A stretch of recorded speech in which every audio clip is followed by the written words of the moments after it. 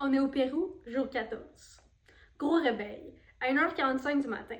À 2h, le guide est là et on part pour l'alpinisme. On fait 2 heures de tour avant d'arriver. J'avais tellement peur d'avoir froid que j'avais mis 4 paires de pantalons et 6 couches pour le haut. Et guess what? J'ai quand même eu froid, j'ai gelé ma vie. Le sommet est à 5150 mètres d'altitude. On part avec un casque et une lampe frontale sur la tête. C'est complètement noir et c'est plus du grimpage dans les grosses roches qu'un hike.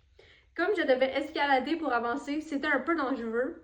Aussi, pendant toute la montée, je me sentais étourdie et je voyais des points dans ma vision. Donc, j'ai pris beaucoup de pauses.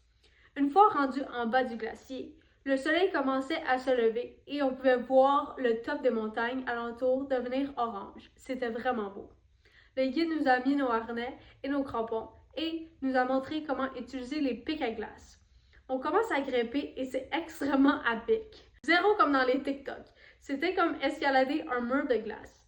Le guide vissait des prises dans la glace où notre corde était en rappel et attachée. Et on est enfin arrivé au top, on voyait un lac bleu en bas. J'ai presque versé une larme tellement que j'étais fière de nous. C'était un gros challenge et c'était magnifique en haut. En redescendant, juste au pied du glacier, nous avons pris nos collations. Du prosciutto, du fromage, du chocolat et des craquelins. Et nous sommes redescendus. Nous sommes revenus dans la ville et en après-midi, nous avons changé d'hostel. Notre nouvel hostel est vraiment situé dans le ghetto, mais c'est très propre et nous avons une belle chambre privée. Donc, it's fine. Pour aller souper, on s'est promené dans les vraies rues des marchés locaux où il y avait 1 million de poulets morts à vendre partout.